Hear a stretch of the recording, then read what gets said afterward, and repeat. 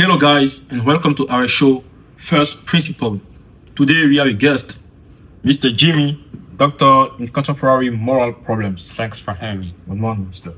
Have a seat. Okay.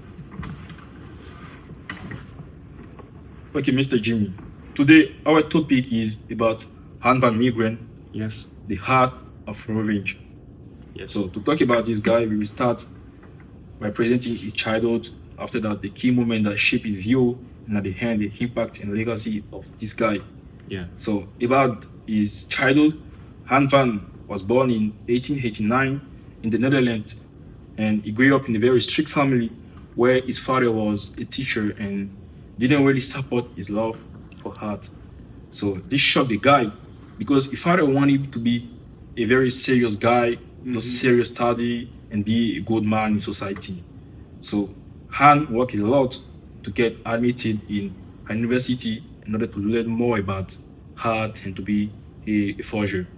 Okay. So he was admitted, but even in this university, his teacher think that he could draw well, but his style was old-fashioned. So he was shocked and decided to prove to people that he was talented.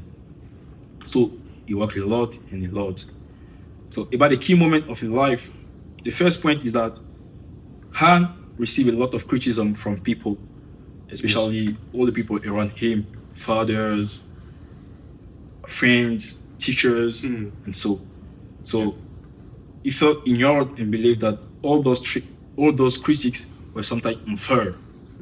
So he decided to spend many years studying old-fashioned drawing, old-fashioned painting, especially the one from Vermeer, and after that to sell his painting. So the best moment of his life was during the World War, because he sold a whole fake Vermeer painting to one of the top Nazi leaders called Meegeren.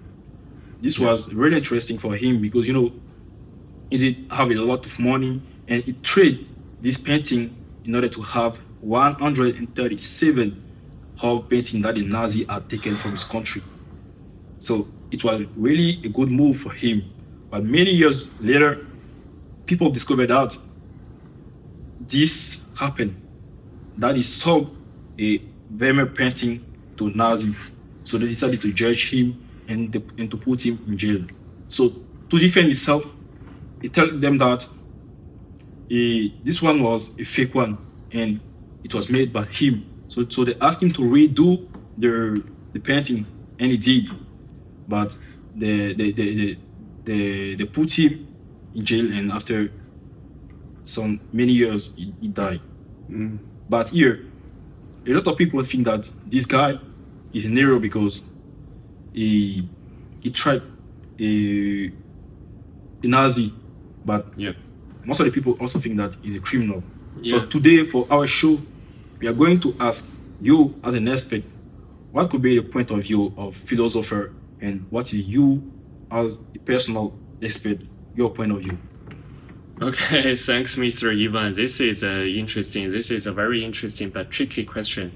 So let's look at this case from two different angles. First angle, utilitarianism. If we look at this question from the utilitarian perspective, which is John Stuart Mill's theory, John Stuart Mill thinks the result matters most, which means your intent, your action doesn't matter. An action can be considered valid if it creates the most happiness for the greatest number of people. Okay. This action is valid. So we look back to this case. Han van Meegeren, his intent is bad. It is, but the result is positive because the result impacts include, he humiliated Nazi's leader, which created a lot of happiness for the people, and he also, by using a fake painting, that saved 137 real paintings. Yes. So if we look at the result, it's positive. So maybe John Stuart Mill thinks he's a hero. But if you look at this question from different angle, from another angle, there is a philosopher called Kantianism. His philosophy called Kantianism. For the philosopher Kant, he thinks the action, the intent also matters even more. Yes. So Ivan Meegeren, the result of Ivan Meegeren's behavior is positive. It is, but his intent is bad. He didn't do it for fighting for people. He did it for money. And also, if everyone forged the fake artworks, the art become meaningless. So based on Kantianism, he's a fraud. So this is the hardest point. I think in our era, we cannot simply label some people as good or bad, because our world is not black and white. Yes. So my personal opinion, I would call Ivan Meegeren an accidental hero instead of fraud. Yes. That's my point. Okay. Yeah. Thank you, Mr. Jimmy, for your point of view, and thank you all for following Yeah. us and to look at the show. Thank you. Yes. Thanks for having me again.